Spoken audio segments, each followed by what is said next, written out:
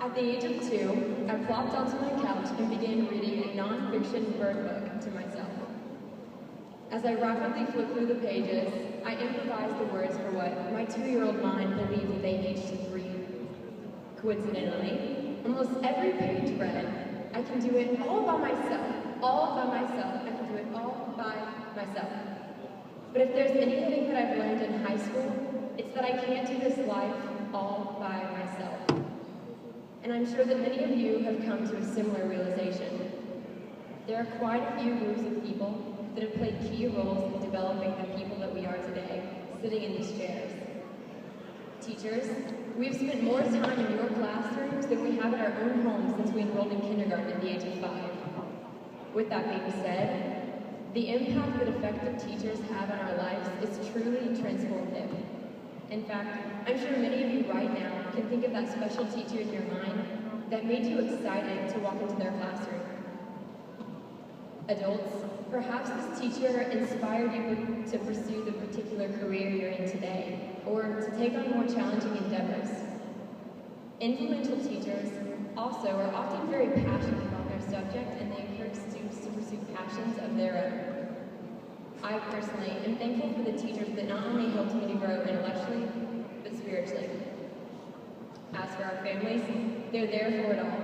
The emotional breakdowns when you spend way too much time hanging out with friends and not enough time sleeping, the boo-boos of hours they spend cheering us on at sporting events, the dishes and cleaning they did in our place when we were out doing who knows what with who knows who, the school fees and lunch boxes they ran up to the school time and time again when we forgot.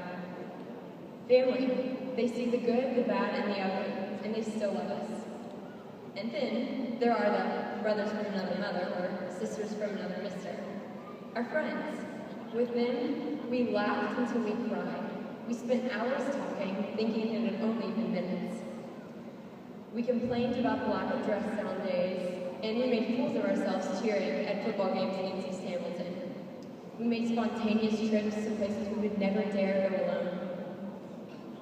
The Bible says that a man of many companions may come to ruin, but there is a friend that sticks closer than a brother. A friend loves at all times and sharpens you with their words of wisdom and truth.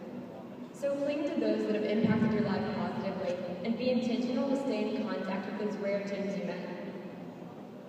The person that I depend on above all, though, is God. He is my best friend, my guiding light, and my purpose for living on this earth. God is the one that gives me a hope for my future, that I can rest assured that he who began a good work in me is faithful to follow it to completion. He goes before me, with me, and behind me. And in Isaiah 55, 8-9, he declares that his thoughts are not our thoughts, neither are his ways our ways.